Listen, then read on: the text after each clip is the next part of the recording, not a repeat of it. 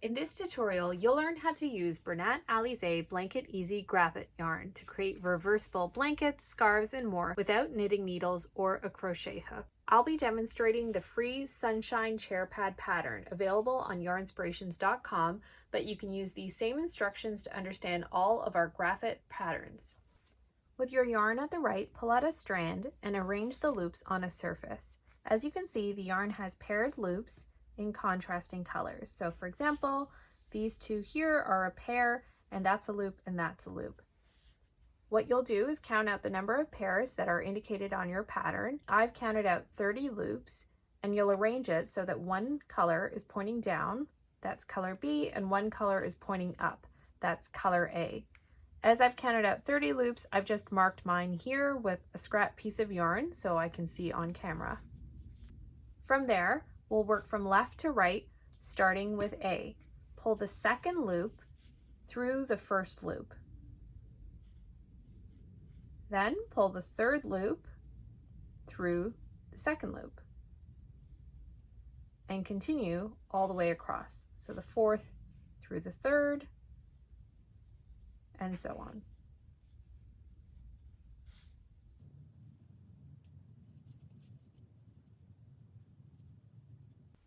I've worked each loop through the previous one to create this initial chain, and you're going to do that until the end of the row, until all your loops have been worked. The last loop will stay live. Then we'll work from left to right again, starting with the B loops only, doing the same thing we did with A. So the second one through the first, the third one through the second, the fourth one through the third, and continue all the way across.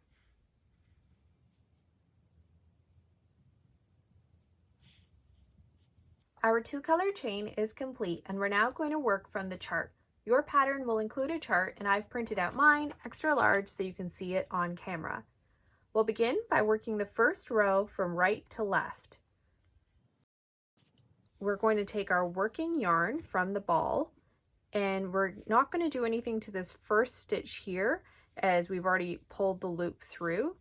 We'll take the next loop from our working yarn and pull it through the second chain like this.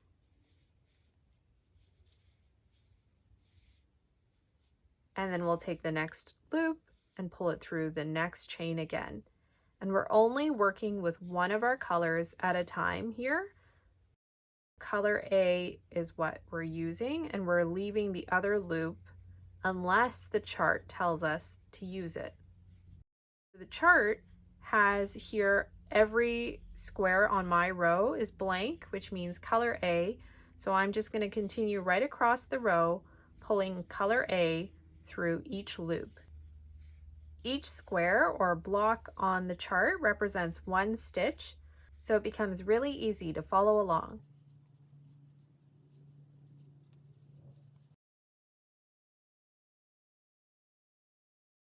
After we've finished pulling a loop through every single chain that we have in color A, we're going to begin the second row working from left to right, following any color changes in the chart. Unlike knitting or crochet, you're not going to turn your work to work on the wrong side or the back. We're going to finish up the back at the end, otherwise known as the second side, as it's a reversible piece of fabric. We'll pull the next loop from the working yarn, so that's this one here, through the next stitch of the previous row, which is this one here. So I'll pull that through, and we've created a stitch. Now my chart has two contrasting colors here, so instead of using the color A as I've been using, I'm going to use color B from my next pair. You're only ever using one loop of the pair at a time. I have another contrast B color, so I'm going to pull that through. Then I have 3 blanks or color A, so I'm going to pull color A through the next 3 loops. 1, 2, and then 3. I'm going to continue all the way across until I've worked the entire second row. I've finished my second row here. As you can see, it becomes really easy to follow along with the grid and the loops in front of you as you get going. For the third row, we're working from right to left, and again following the color changes in the chart. When you get to a contrasting color, just pull that color through instead. Take the next pair of loops from my working yarn, and my first stitch is again in color A, so I'll pull that through. Then I've got 3 in color B, so I'll pull that through the next 3 stitches and continue all the way across.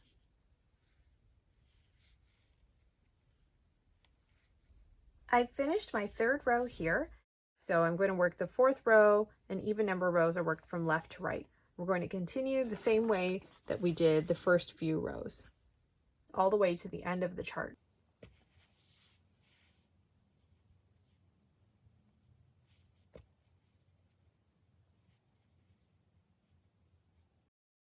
Once you've finished your first side, you'll need to bind off your last row of stitches. To do so, you're going to take the second stitch and pull it through the first stitch, working in the same direction as your last row. So my last row was worked from left to right, so I'm going to bind off from left to right. Pulling this second stitch through this first stitch, then this third stitch through this second stitch, the fourth stitch through the third stitch, and then continue all the way across.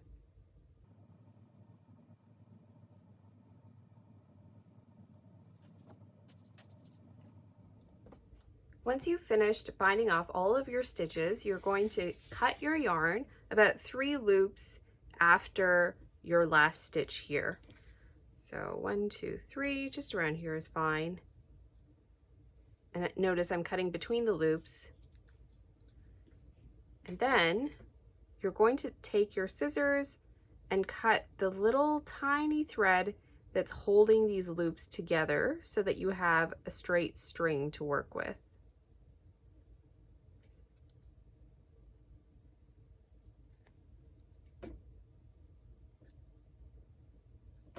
So I see another little loop here, and I'm going to insert my scissors right in between so that I'm catching the thread and cut there. And we've got one more.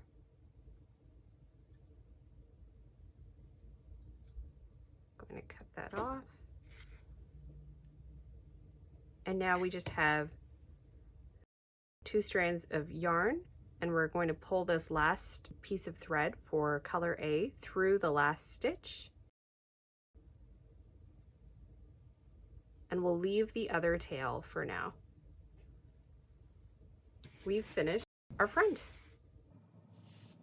After you've finished the first side and you've bound off all of your stitches, we'll turn our work to the other side and start at the very bottom left, and we're going to work vertically up our project. So taking the first loop and pulling it through the first chain from the base here. And then we'll look for the next loop above it here and pull it through the previous one that we worked. And then we take the next one here, pull that through, and continue all the way up.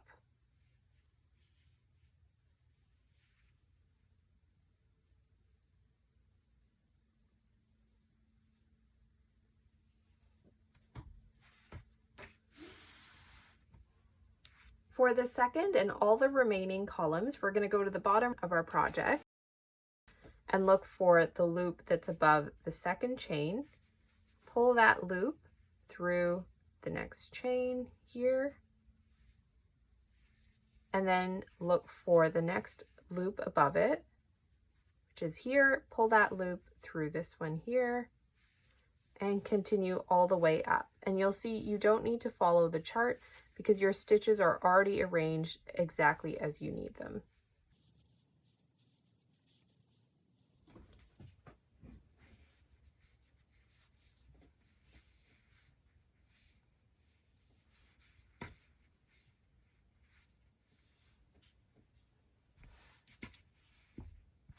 After all your loops have been worked, you'll have this really cool double-sided piece, and all you have left to do is bind off the last remaining loops. So you'll start at the opposite end from your yarn tail. So since I've got my tails here, I'll start over here, and I'm going to pull the second stitch through the first stitch, and then the third stitch through the second stitch, and you know the rest, the fourth through the third, and continue all the way across. When you've finished binding off all of your stitches, you can take your tail for the color that you are using and pull it through the last loop to secure it.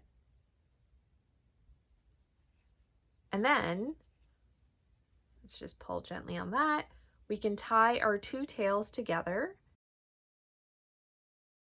And we're just going to bring it in close to the edge of our work. And my tails are a little long, so I can cut them, but however you do them, you can just tuck them into your work. So I'm going to trim mine a little.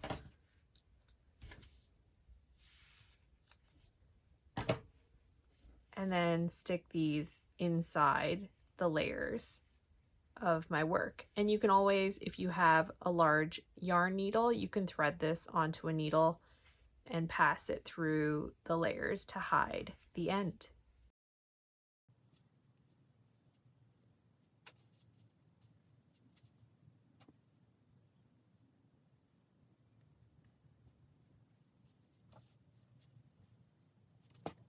After you've secured your tail from the end here, you can also do the same for the beginning, and then you've finished your piece. And here's our finished piece. This is the first side that we worked on, and then here's the second, which is a really cool reverse of the first side, and it was super easy to make. If you enjoyed this video tutorial, be sure to let us know in the comments. You can find more free patterns for this yarn on yarnspirations.com. Thanks for watching.